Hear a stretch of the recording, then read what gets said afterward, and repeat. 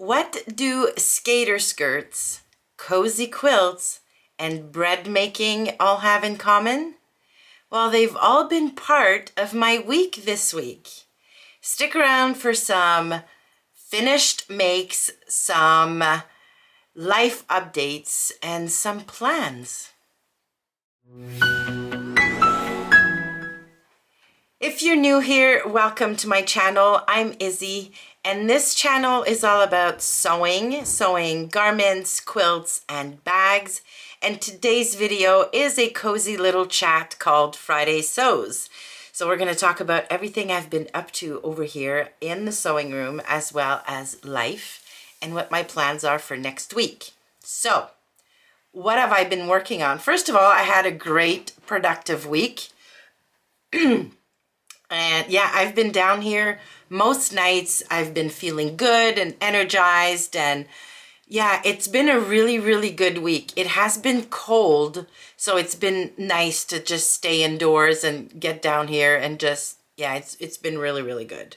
I finished a couple of things this week. So the first thing is my Ladera dress by Itch to Stitch, which I can't remember which part of it I was at last week when we last spoke, but I'm pretty sure it wasn't finished because I finished it over the weekends, put the buttons on it, and then I filmed the pattern review and took a bunch of pictures to decide how I was going to style it and for what occasion. So that video is coming out on Tuesday on the channel.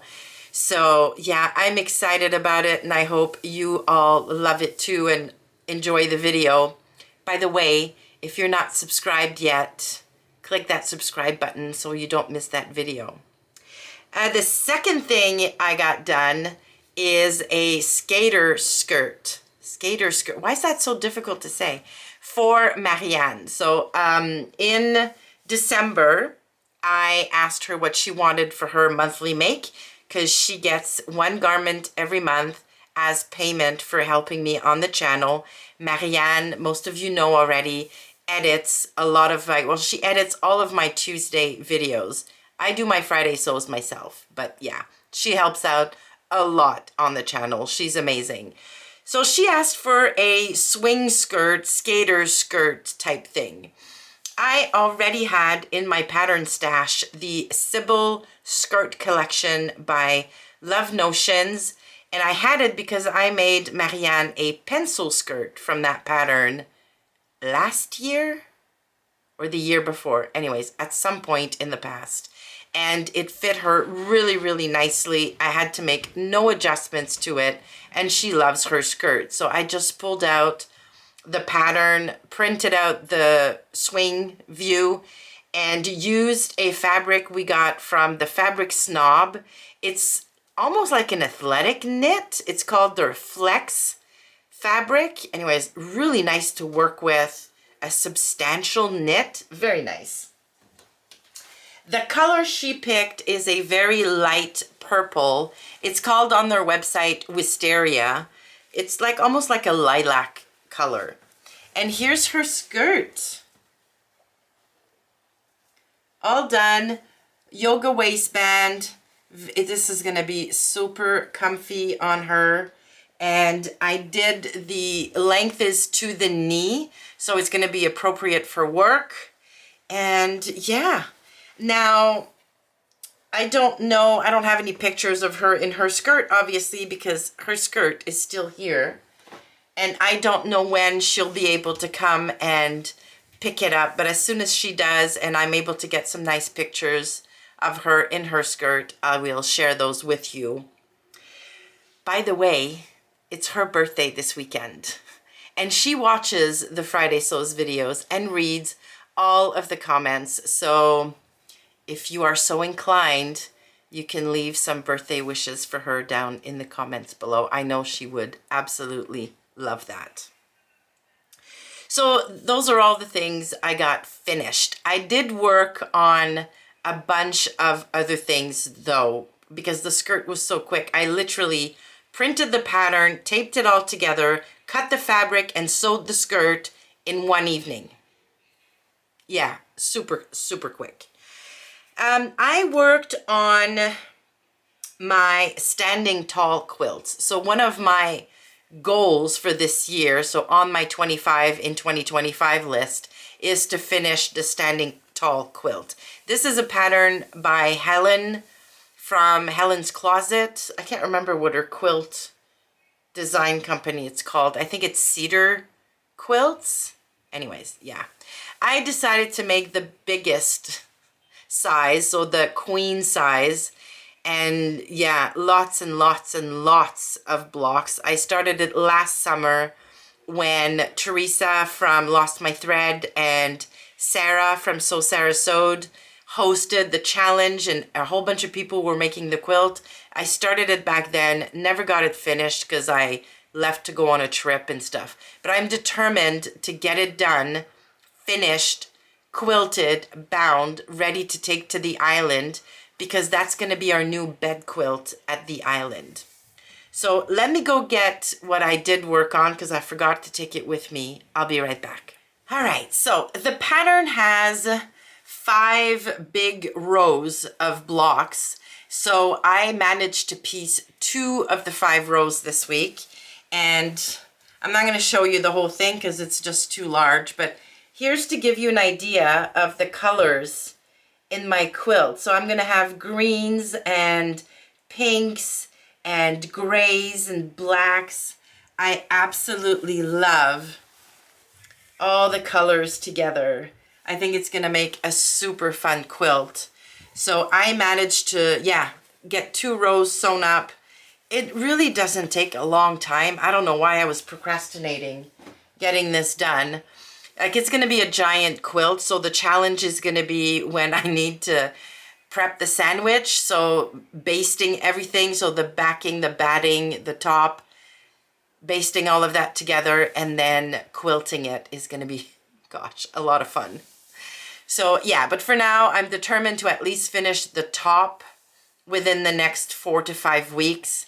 And then in March-ish, I'm going to baste it, quilting, bind it, so that come April or May, it's going to the island when we open it. So very excited about getting that done. The other thing is I got my Think Pink box. I'm not going to show you the fabric. I did my usual. I filmed the unboxing.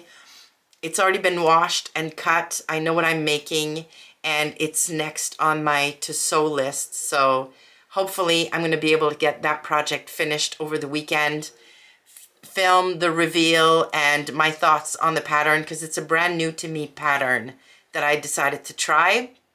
Yeah, and that video is coming at the end of January, so super excited about that. And then in terms of plans, besides my Think Pink project, I want to get going cutting on the Effervescence quilt pattern. So this is the annual quilt-along hosted by Yvonne from the Quilting Jet Girl. We've received the cutting instructions weeks ago now, and I still haven't cut anything because here's a little confession.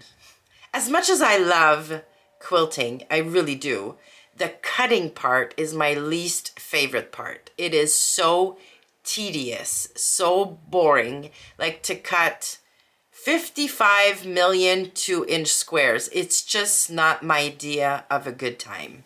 So I've been procrastinating and I keep pushing it down the list, but I need to get going cutting because the piecing instructions, the first set of instructions, are going to come out, I think, next week. And I don't want to fall behind. I really want to stay on track with this quilt-along. So I need to just start cutting. So that's what I'm going to do, hopefully over the next few days. So before the piecing instructions come out. Like, I'll need to be at this probably 2 hours. There's a huge amount of cutting. But yeah. So those are my only plans for now. So Think Pink, Effervescence quilt cutting, and then we shall see. There are a couple of projects that I added to my list for January that I'd really like to get done if I have time. And yeah, things are going really, really well in terms of my sewing goals for January. So I'm thinking I will have time. So yeah, stay tuned to see what else I get up to next week. Work has been busy, but as I was saying, I've just had a really, really good week. And so in terms of life updates, it's been quiet around these parts, which is really, really nice. I have no plans for this coming weekend, like no social plans. The grandsons have hockey games, so I might go and nip out to the hockey arena, watch a game, come home. It's been really, really cold, and I've been in a nesting kind of mood. So I think this weekend I want to make myself a big batch of soup. Like, I have a recipe for Italian sausage, tortellini type soup with Parmesan cheese that is absolutely delicious. So I'd love to make myself a big batch and then store it in the freezer for lunches, that kind of thing. And then I want to bake some bread. I've never, ever baked bread. I'm not interested in a long process of, rising for 12 hours and taking it out, kneading it some more. So I'm going to be searching for a really quick and easy bread recipe that I can just make in a few hours, like on Saturday or Sunday, and then have that with my soup. Hubby is not a big fan of soup and bread for a meal. To him, that's not a meal. But yeah, maybe I could just do that for a lunch, or yeah. So hit me up with your favorite recipes for ridiculously quick and easy bread. I do have a big Dutch oven, and I know that you can make bread in one of those. So yeah, if you have a recipe, leave them in the comments. I don't want anything fancy, just regular bread to have with my soup would be really, really cool. I would love to know what you've been up to in your sewing room, so share that down in the comments below. Also, I just noticed that the channel is getting really close to 5,000 subscribers, which is blowing my mind a little bit, because I remember when I first started my channel 3 years ago now, I saw these people, these vloggers, these YouTubers out there with like 5,000 subscribers. And I thought to myself, I'll never get there. Like, they are so good and they are so huge. And yeah, so it's a little unreal that I'm now so close to 5,000 myself. And so I'm going to think about something special I could do for those of you who keep coming back week after week. You watch my Friday Sews videos, you watch my Tuesday videos, so you know who you are, my community, my people. I want to try and do something special to celebrate my 5,000 subscribers when I get there. So yeah, if you're not subscribed and you want to help me get to 5K, yeah, hit the subscribe button. Doesn't cost you anything. All right, on that note, I'm going to let you go. If you feel like sticking around, this is a video YouTube thinks you might enjoy. I'll talk to you soon.